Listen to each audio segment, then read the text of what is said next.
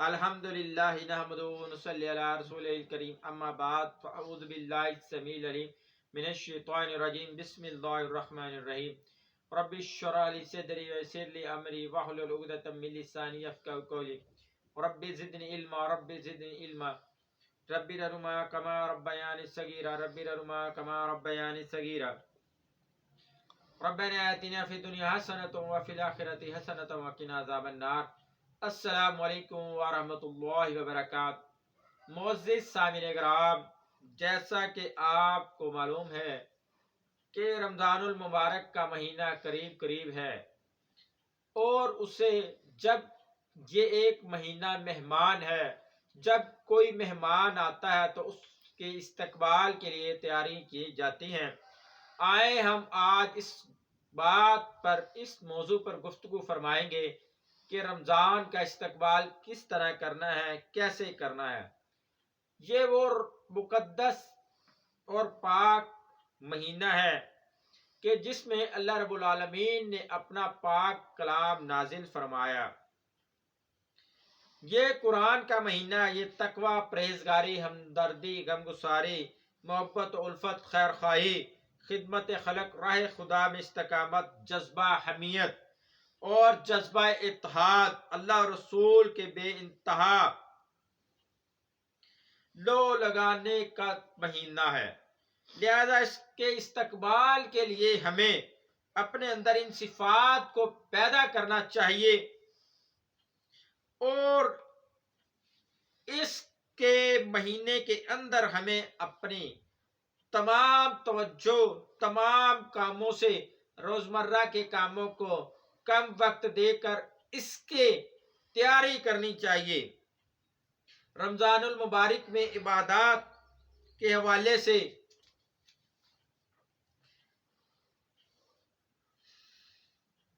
ہمیں بے حد تیاری کرنی چاہیے۔ رمضان المبارک کی جو عبادات ہیں وہ زیادہ، اس کے درجات، اس کے فضائل بہت بلند کر دیے گئے ہیں۔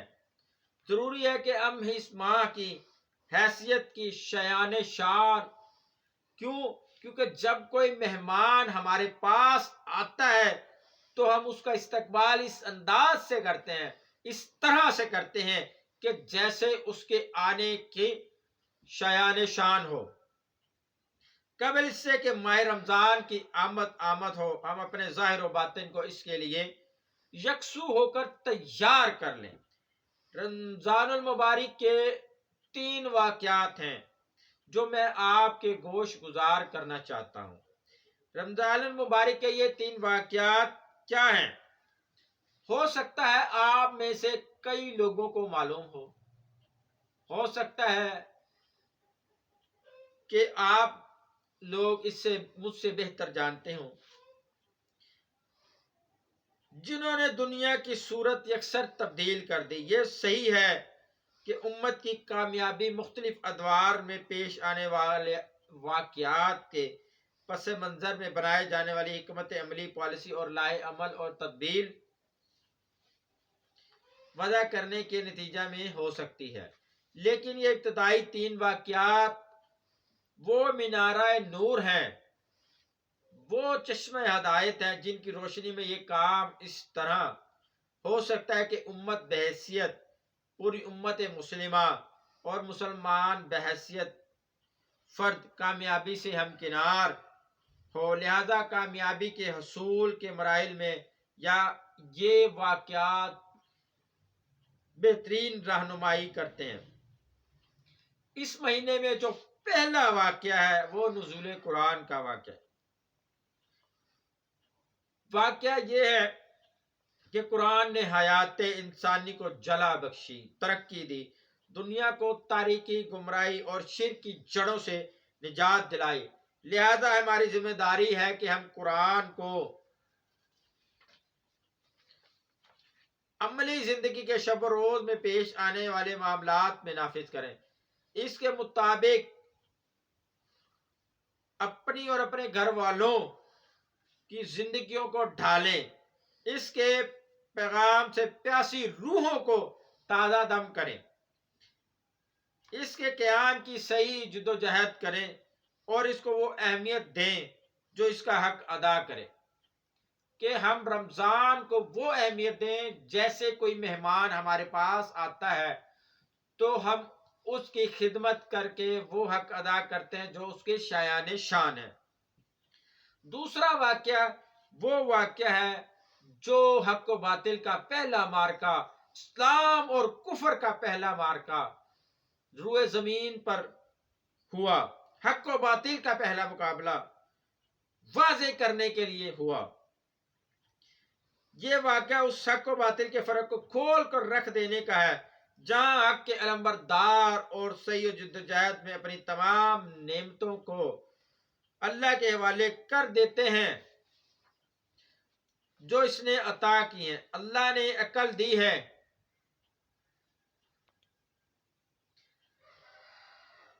جو اس نے عطا کی، اللہ نے عقل دی ہے، یہ سب سے بڑی نعمت ہے جس کے ذریعے انسان اور حیوان میں فرق نمایاں ہونا چاہیے۔ اللہ نے صلاحیتیں دی ہیں ہمیں، اللہ رب العالمین نے ہمیں مختلف صلاحیتیں دی ہیں جن کے ذریعے خیر و فلاح کے کام انجام دیے جاتے ہیں۔ اللہ نے علم عطا کیا ہے جس کے ذریعے جہالت و گمراہی اور باطل نظریہ خائف افکار سے چھٹکارا پایا جاتا ہے اور لوگوں کو اس نظریات سے علم اور اس کے ذریعے دلانا چاہیے۔ اللہ نے مال دیا ہے جو اس کی راہ میں خدمت خلق میں انفاق فی سبیل اللہ کے کاموں میں استعمال کروانا چاہیے۔ اللہ نے جان دی ہے جس کے ذریعے نظام باطل کو زیر کیا جانا چاہیے۔ اور یہ آخری انتہا ہے کہ انتہا سے قبل لازم ہے کہ وہ کام انجام دیے جائیں۔ اللہ کی راہ میں جن کا ہر شخص اپنی ذات سے ابتدا کر سکتا ہے، لیکن اللہ کی راہ میں جان دینے کا کام اجتماعی ہوگا۔ یہ اسی وقت ہوگا جب اس کا تقاضا ہو، فی الوقت اس کی ضرورت ملک عزیز میں محسوس نہیں کی جا رہی۔ تیسرا واقعہ فتح مبین ہے۔ یہ واقعہ اس بات کی گواہی دیتا ہے، شہادت دیتا ہے کہ حق کے علمبردار دنیا میں سرخرو ہوں اور آخرت کی ابدی کامیابی بھی حاصل کریں۔ یہ واقعہ اس بات کی نشاندہی کرتا ہے کہ اللہ کا گھر اور وہ مقام جو اللہ کی عبادت کے لیے مختصر کر لیا گیا ہے، وہ شرک اور بت پرستی سے پاک رہنا چاہیے۔ اللہ کی بڑائی اور کبریائی بیان کرنی چاہیے۔ یہ واقعہ اس بات کی نشاندہی کرتا ہے کہ مسلمان اگر دنیا میں کسی بھی مرحلے میں کامیابی حاصل کر لیں، کامیاب ہو جائیں، دنیا پر جھنڈا لہرا دے، تو وہ مزید اللہ کی بڑائی بیان کرنے والے بن جائیں۔ ان کی کمر، ان کا سر غرور و تکبر کے محرکات سے اکڑ نہ جائے، بلکہ اللہ کے آگے جھک جائیں، سر تسلیم خم کر لیں۔ یہ تین واقعات اس جانب بھی متوجہ کرتے ہیں کہ ماہ قرآن کے استقبال، اس سے استفادہ، اس کے بعد ایام میں ہمیں اپنے ظاہر و باطن میں وہ محرکات، وہ خوبیاں پیدا کر لینی چاہیے جن کے اختیار میں نتیجہ میں اللہ اور رسول کے بندوں کے ہم محبوب بن جائیں، داعی حق بن جائیں۔ انسان جب کسی کا غلام بن جائے تو لازم ہے کہ اس کو خلاصی سے غلامی سے نکالا جائے۔ انسان جسمانی اور عقلی بنیادوں پر آزاد پیدا کیا گیا اور ساتھ ہی وہ اللہ کا بندہ بھی ہے، اور یہی وقت کا تقاضا بھی کہ ہم داعی حق بن جائیں۔ لیکن داعی حق کے لیے لازم ہے کہ وہ غیر ضروری بحث و مناظرے سے بچیں۔ دین کے بہت سے پرجوش داعی خواہش رکھتے ہیں کہ مخاطب چند گھنٹوں میں تبدیل ہو کر ان کا نقطہ نظر اختیار کر لے، قبول کر لے، مان لے، لیکن ہمارے خیال میں یہ طریقہ مناسب نہیں ہے۔ داعی حق کے لیے سب سے پہلی جو شرط ہے وہ شرط ہے اخلاص۔ داعی حق کا کام صرف اتنا ہے کہ وہ جس بات کو حق سمجھے اس کو دلائل و برہان اور احسن طریقے سے دوسرے بھائی تک پہنچا دے۔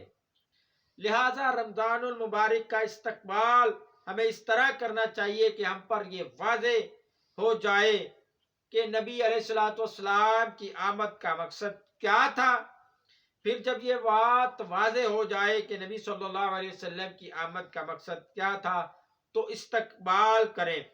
رمضان المبارک کا اپنے قول سے، اپنے عمل سے، اسلامی نظریہ حیات کو عام کر کے اور ان طریقوں کو اختیار کر کے جو ہم پر لازم آتے استقبال کریں۔ رمضان المبارک کا اس عہد و پیمان کے ساتھ جس کے نتیجہ میں ہماری زندگیاں نہ صرف ہمارے متعلقین کے لیے بلکہ عوام الناس کے لیے بھی سون بند ثابت ہوں، اور استقبال کریں۔ رمضان المبارک کا یہ استقبال امت کے عروج کا ذریعہ بن جائے۔ سلمان فارسی رضی اللہ تعالیٰ عنہ سے روایت ہے کہ انہوں نے کہا کہ شعبان کی آخری تاریخ کو نبی صلی اللہ علیہ وسلم نے خطبہ دیا جس میں فرمایا، اے لوگو، ایک بڑی عظمت والا، ایک بڑی برکت والا مہینہ قریب ہے، آ گیا ہے۔ وہ ایسا مہینہ ہے جس کی ایک رات 1000 مہینوں سے بہتر ہے۔ اللہ نے اس مہینے میں روزہ رکھنا فرض قرار دیا ہے۔ اس مہینہ میں تراویح پڑھنا نوافل عبادت قرار دیے گی، یعنی فرض نہیں بلکہ سنت ہے جس کو اللہ پسند فرماتا ہے۔ جو شخص ایک مہینہ میں کوئی ایک نیک کام اپنے دل کی خوشی سے بطور خود کرے گا تو وہ ایسا ہوگا کہ جیسے کہ رمضان کے سوا اور مہینوں میں فرض ادا کیا گیا ہو، اور جو اس مہینہ میں فرض ادا کرے گا تو وہ ایسا ہوگا جیسے رمضان کے علاوہ دوسرے مہینوں میں کسی میں 70 فرائض ادا کیے ہوں۔ یہ صبر کا مہینہ ہے، صبر کا بدلہ جنت ہے، اور اس میں ہمیں بھوک پیاس اس لیے ہمیں مشق کروائی جاتی ہے تاکہ ہمیں معلوم ہو، ان لوگوں کی بھوک پیاس کا احساس ہو جو ہمارے غریب غربا لوگ ہیں، تاکہ ہم ان کی مدد کر سکیں، زکوٰۃ دے کر، صدقہ دے کر ان کی مدد کر سکیں، اپنے لیے مال جمع کر سکیں آخرت میں۔ مال وہی جو پہن لیا، جو کھا لیا اور جو اللہ کی راہ میں دے دیا، اصل مال وہی ہے جو اللہ کے راستے میں دے دیا۔ کیونکہ وہی ہمارے آخرت میں کام آئے گا۔ وہ مال نہیں ہے جو ہم اپنے بچوں کے لیے، اپنی اولاد کے لیے، اپنے بچوں کے لیے نہ چھوڑ کے چلے جائیں کہ ہم مال جمع کرتے رہیں، نہ اپنی آخرت کے لیے دیں اور نہ اپنے اوپر لگائیں اور نہ اللہ کی راہ میں خرچ کریں، بلکہ جو اللہ کی راہ میں خرچ کر دیا گیا وہی مال حقیقی مال ہے۔ اور جب کسی پر آپ صدقہ خیرات کریں، کسی کو مال دیں اللہ کی رضا کے لیے، تو اس کو تانا نہیں دینا، اس کو بار بار جتلانا نہیں ہے کہ یہ میں نے تمہیں کھلایا، میں نے تمہیں پلایا، نہ وہ شخص، وہ بندے، وہ اللہ کے بندے، بلکہ تو نے اسے نہیں کھلایا، تو نے اپنی آخرت کو سنوارا ہے۔ اگر تو اس کو تانے دے گا، اگر تو اس کی دل آزاری کرے گا تو یہ تیرے لیے وائل ہوگا، برباد ہو گیا تیرا مال بھی اور تو بھی۔ کیونکہ تو نے کسی کو اذیت دی، بلکہ ایسے دے صدقہ، ایسے کر کہ دائیں ہاتھ سے دیا ہے تو بائیں کو نہ پتہ لگے، اگر بائیں سے دیا ہے تو دائیں کو نہ پتہ لگے، اور ڈھڈورا نہ پیٹتا پھر کہ میں نے یہ مال تجھے کھلایا، یہ میں نے تجھے پہنایا۔ نہ اللہ کے بندے، یہ تمام تیری باتیں، تمام تیری گفتگو برباد ہو جائیں گی، تجھے بالکل برباد کر دیں گی۔ اور مال کون سا دینا اللہ کی راہ میں؟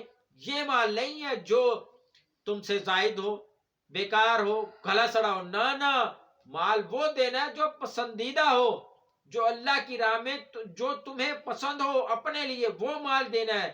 یہ نہیں ہے کہ تم گلا سڑا مال، خراب مال کہ بیکار پڑا ہوا ہے وہ اٹھا کے کسی کو دے دو، وہ چیز اٹھا کے دے دو اللہ کی راہ میں۔ جب تمہیں پسند ہے کہ جو تمہیں چیز پسند ہے وہ اللہ کی راہ میں دینی ہے، اور مال دینے کے بعد اس کو محسوس بھی نہیں ہونے دینا کہ آپ نے اس کی مدد کی ہے، اس کی مدد آپ نے نہیں کی، اللہ رب العالمین نے کی ہے۔ کیوں؟ اگر اللہ آپ کے دل میں رحم نہ ڈالتا تو آپ کی کیا ضرورت تھی کہ آپ اس کو دے سکتے؟ آپ کی کیا ضرورت تھی کہ اللہ آپ کو مال نہ دیتا کہ آپ کسی کی مدد کر سکتے؟ شکر ادا کیا کریں کہ جب کوئی آپ کے در پہ سوالی آئے اور آپ اس کا سوال پورا کر دیں، یہ نہیں ہے کہ اس کو تانے دیں، بعد میں اس کی زندگی اجیرن کر دیں، اس سے آپ نے کوئی خدمت بھی نہیں لینی کہ آپ نے اس کو مدد کی ہے اور آپ اس سے خدمت لیتے پھریں، یہ بھی آپ کو کام جو ہے یہ آپ کا مال جو ہے یہ ضائع کرنے والے اعمال ہیں کہ آپ نے کسی کی مدد کی، مدد کرنے کے بعد آپ یہ ذہن میں رکھیں کہ میں نے تو تیری مدد کی ہے اللہ کے بندے، میں نے تجھے کھلایا ہے، میں نے تجھے پہنایا ہے، میں نے تیرا فلاں کام کیا، تو میرا کام کر. نہیں، تو آپ نے کیا کیا؟ آپ نے اس کی محنت کا اس کو معاوضہ دیا. یہ آپ نے مدد نہیں کی، نہ آپ نے یہ اس کی ہیلپ کی ہے، نہ اللہ کی رضا کے لیے کی ہے. آپ نے تو یہ کہا کہ میں اس کو کھلاؤں گا پلاؤں گا اور اپنی خدمت کرواؤں گا. یہ اللہ قبول نہیں فرمائے گا. اگر وہ چاہے احسان کرنا، وہ شخص جس کی آپ نے مدد کی ہے، تو وہ آپ کی اپنی مرضی سے خدمت کر سکتا ہے، کوئی کام کرنا چاہے تو کر سکتا ہے، مگر یہ نہیں ہے کہ آپ کہیں کہ میں نے تو تجھے اتنا کھلایا ہے، تجھے اتنا پلایا ہے. اور اگر آپ کسی کی مدد کرتے رہے ہیں تو آپ اس کو اس وقت سے لے کر آج تک کے گناہ وہ گنوا دیں کہ میں نے تمہاری اتنا عرصہ سے مدد کر رہا ہوں، تمہارے پاس تو کھانے کو کچھ نہیں تھا، پہننے کو کچھ نہیں تھا، میں نے تمہارے لیے سب کچھ کیا. یہ نہیں سوچنا، ورنہ تمہارا مال بھی برباد، تمہاری اولاد بھی برباد اور تم بھی برباد، اور آخرت میں بھی تمہارا کوئی حصہ نہیں. کیوں؟ کیونکہ آپ نے وہ بات جتلا کر، وہ احسان جتلا کر ختم کر لیے اپنے تمام صدقہ خیرات. اس لیے ضروری ہے کہ اگر آپ کسی کی مدد کریں رمضان میں، غیر رمضان میں، تو اس کو جتلانا نہیں ہے. میرے بھائیوں، میری بہنوں، اسلام اس چیز کی اجازت نہیں دیتا، نہیں دیتا، نہیں دیتا. کیوں؟ کیونکہ اللہ رب العالمین کو انسان کی عزت نفس بہت عزیز ہے. یہ مہینہ جو ہے ماہ رمضان کا، یہ معاشرے کے غریب اور حاجت مندوں کے ساتھ مالی مدد کا مہینہ ہے. بس یہ وہ عبادات ہے جس کو ہر مسلمان کو اختیار کرنا چاہیے، پھر یہی استقبال ہے اور یہی استفادہ. کیوں؟ کیونکہ میں نے آج کچھ کڑوی باتیں کی، ہو سکتا ہے کسی کو یہ ناگوار گزرے، مگر اس گفتگو کے آئینے میں سب اپنا احتساب کر لیں کہ آیا کہ ہم نے اللہ کی راہ میں مال خرچ کرنے کے بعد جس شخص پر مال خرچ کیا ہے، آیا اس کو ہم نے ایسی باتیں تو نہیں کی؟ آیا ہم نے اس کو اللہ کی رضا کے لیے کوئی مال دینے کے بعد، اس کی خدمت کرنے کے بعد اس سے کوئی اپنی خدمت تو نہیں کروائی، اپنا کام تو نہیں نکلوایا؟ اللہ رب العالمین سے دعا ہے کہ اللہ رب العالمین ہمارے تمام صغیرہ کبیرہ گناہوں کو معاف فرمائے، ہمیں حق بات سمجھنے، اس پر عمل کرنے کی توفیق عطا فرمائے،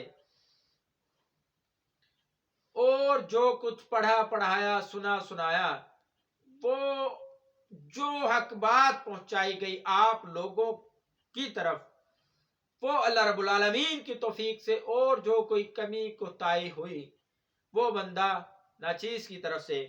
اللہ سے دعا ہے کہ اللہ تعالی ہمارا پڑھنا سننا قبول فرمائے، اور ہمیں اس مہینے کی، اس مہمان مہینے کی، اس کی عظمت کے مطابق استقبال کرنے کی توفیق عطا فرمائے. وما علینا الا البلاغ المبین. سبحان ربک رب العزت عما یصفون والسلام علی المرسلین والحمد للہ رب العالمین. میری زندگی کا مقصد تیری دین کی سرفرازی، میں اسی لیے مسلمان، میں اسی لیے نمازی.